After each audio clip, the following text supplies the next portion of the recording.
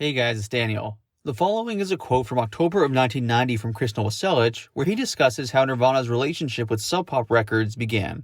Quote, "We just had an idea to go into the Reciprocal recording studio in Seattle.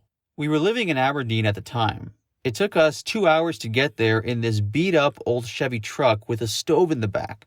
The camper on the back had a smokestack. Anyway, so we drove out there and we did this tape with Dale from the Melvins, and then Jack and Dino happened to be the producer. And he turned it on to Jonathan Pondman from Sub Pop. And Jonathan called us up later, I think, and we finally put out a single. And then we put out our record. And then everything just started to roll, and that's how we did it. I mean, we never even really played in Seattle before that. Jonathan got us a show at this place called The Vogue. That was with Dave Foster, another drummer, another Dave.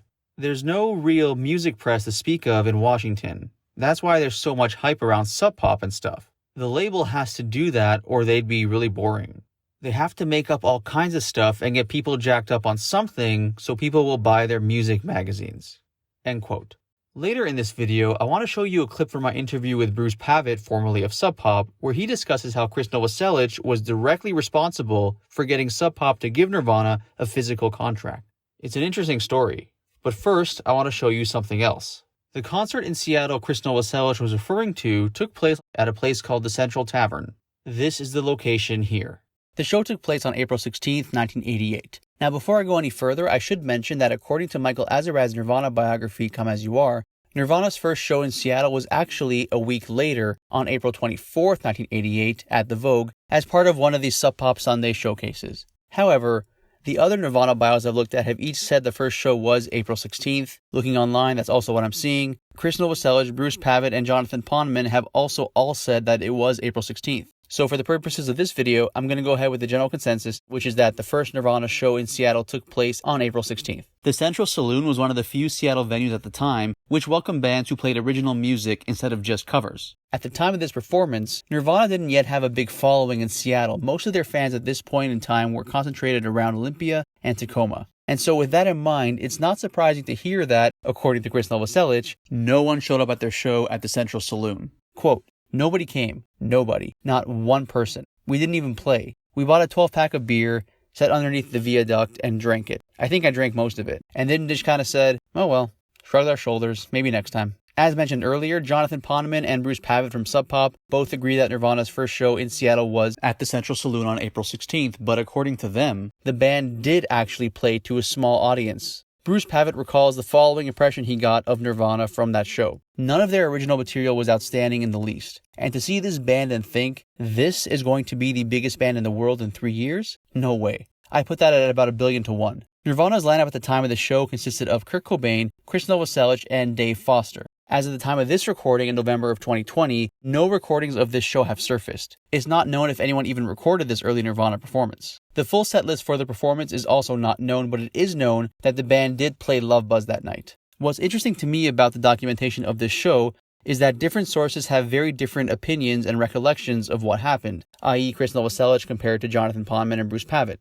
Considering this was Nirvana's first ever performance in Seattle, you'd think there'd be more documentation of it, but again, as at the time of this recording, there are still holes to fill in, which to be honest makes it more fun looking into the history of the band, considering there's still room for discovery. Now of course, the Central Saloon is not the only Seattle venue Nirvana has played at. Nirvana played at multiple venues across the city over the course of several years, but according to most sources, this is the first location they played at in Seattle. So if you're a fan of Nirvana in Seattle and you want to check out the venue they first performed at in the city, this is the place.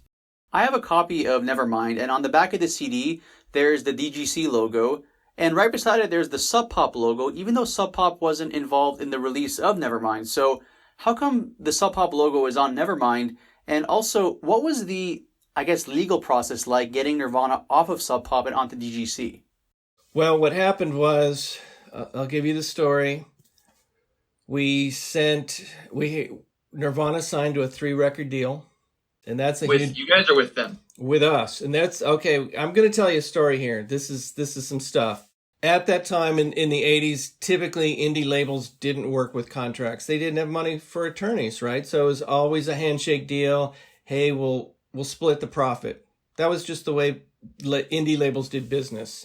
It's a handshake deal. But in '89, the summer of '89, a few months after Bleach had been out, Krist Novoselic came to my house and in a fairly aggressive way insisted that we sign them to an actual contract. Okay, which totally saved our ass in the end, right? So we had no money for an attorney, so I called Poneman. He went to the library, he Xeroxed or photocopied a boilerplate contract, filled in Nirvana, cost us 10 cents, right? They come in, they sign it, and because we had that contract, when Nirvana decided to jump to a major label using the recording of their second album that we thought we were going to release with Butch Vig. Again, we sent them to Butch Vig and Madison. They recorded the album. They came back, but what we didn't know is that they were sending that out as a demo to major labels. This is how it goes. So DGC stepped in and said, we're taking these guys. You're just going to have to deal with it, but we'll negotiate, a settlement. So it was kind of a bittersweet moment. They left the label. We were a little heartbroken, but that's life in the biz. But because they were signed to 2 more records, we were able to fine-tune the negotiation, get that logo on Nevermind, which is definitely a source of pride. We got royalties from In Utero and Nevermind, so that really helped us out tremendously. But it never would have happened if Krist Novoselic hadn't come to my house and demanded a contract.